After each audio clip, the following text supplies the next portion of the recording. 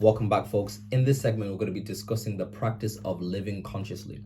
Now, this is one of the key pillars to building a healthy base of self-esteem. Now, one thing I'm going to highlight every time I do a new segment is I want to highlight the word practice.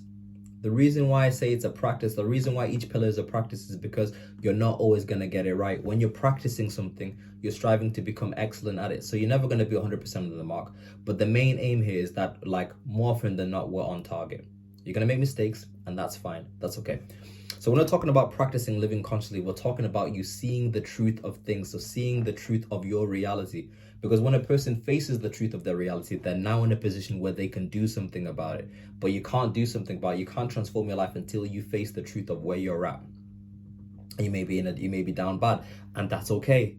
That's okay. But when we see the truth, we can do something about it. Now, when we're talking about seeing the truth, we're seeing the truth of our reality. Now, the two realities that we need to see the truth of. So the first reality we need to see the truth of is our internal reality. So when we're talking about internal reality, we're talking about our emotions, we're talking about our feelings, we're talking about our values. You need to see the truth of these things.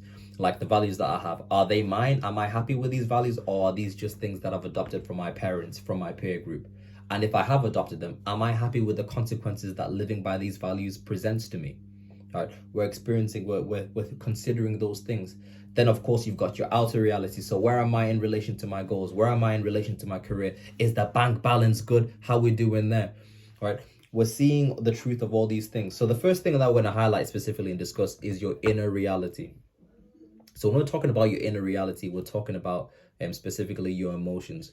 Now, one thing we have to understand is that there's no such thing as good or bad emotions. So all the emotions that we experience are literally just messages to us. So our brain is just giving us messages to us for us to respond to. So normally your emotions are telling you, hey, we either need to change our perception on something, or we need to take new action to change the way that we're feeling right now because things ain't working.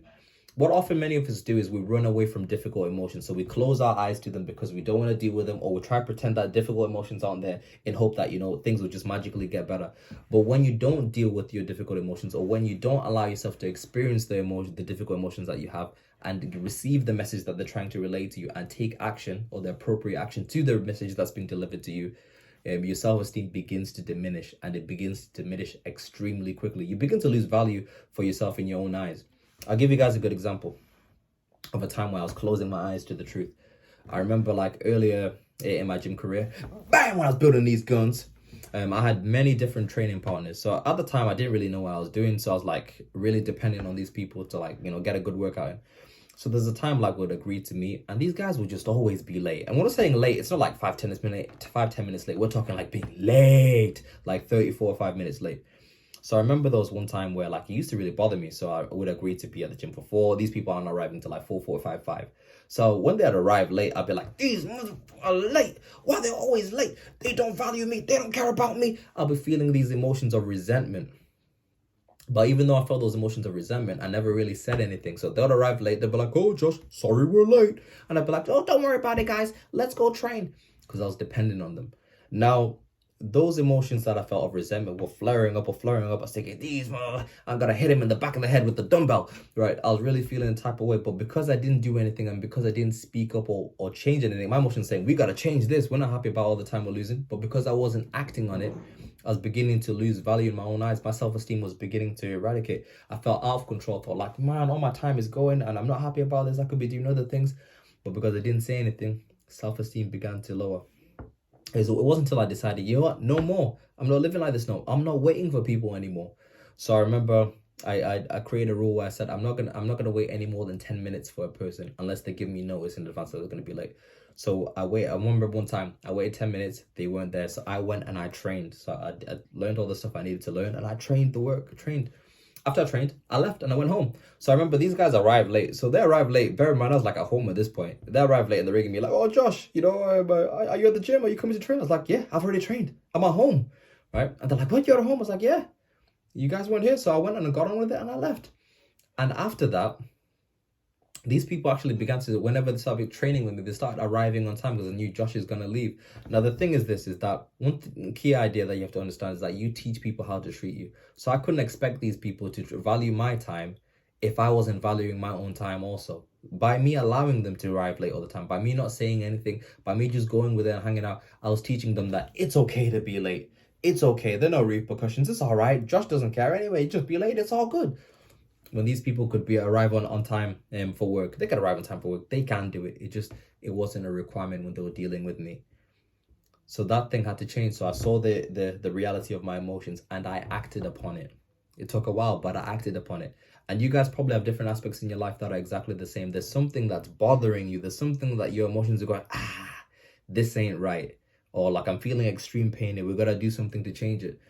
It's important that you experience that emotion, so you don't run away from it. You just experience that emotion, you see it for what it is, you receive the message and you act upon it. So maybe it could be the case that you've got a friend that you need to have a difficult conversation with, or maybe you need to change the dynamic of a specific relationship you have with your family member. Maybe the person you're with right now isn't the right person for you, but you're not doing anything about like changing the dynamic of that relationship because you don't want to hurt their feelings. Things like that. You're seeing the truth of things. You've got to initiate and act upon the truth that you see, not hoping that it's magically going to get better, not hoping that things will magically fix themselves, because that's a disempowering place to live. That's a disempowering reality to be living in, right? You're not an instigator. You're waiting. You're basically reacting to life. So you want to face the truth of the emotions that you experience. So that's the first thing, your inner reality. Now, the second component of your inner reality is reevaluating the values that you live by. Because we'll all make decisions, we'll all have various different priorities, and based on the things that we prioritize, where different outcomes or different consequences come from that. You know what I mean? So maybe at this moment you say, like, my career is number one. My career comes over everything. To the expense of what? To the expense of the quality of the relationship with your family, to the expense of the quality of the relationship with your friendship groups. You know, we all have different values. So there is a value worksheet that you can use where you can evaluate the values that you have. So I'm going to attach that at the end of this segment. So that'll be there. Now, the other aspect of the reality that we'll be reevaluating is your outer reality. So your outer reality is where am I in life right now? So are you making progress towards the goals that you have? So maybe you have a goal and are you making progress? If you're not making progress, why are you not making progress? Is it the case that the strategy that you've got right now isn't working? Is it the case that you need to ask for help? Is it the case that maybe you're not doing all the work that you need to be doing to be moving yourself forward? Once you see the truth of this, once you accept the truth of whatever the reality is, you can move forward. The bank balance, how's the bank balance doing? Are we deep in our overdraft? If we're deep in our overdraft, why is the case? What is it that we need to change? Is my income too low, or is my income high enough but my outgoings are too high? If they're too high, what do I need to do to fix this? Right? You're seeing the truth of things. Right, your relationships, quality of your relationships, are they where they need to be? Are me and my missus having the same conversation all the time? Are we always arguing? If the case, why is that?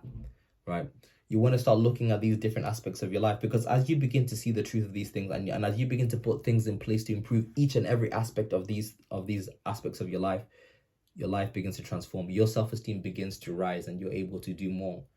Your self-perception increases too. So that's the idea. The worksheet's attached, so you guys give it a go, and I'll be back soon. Peace and love.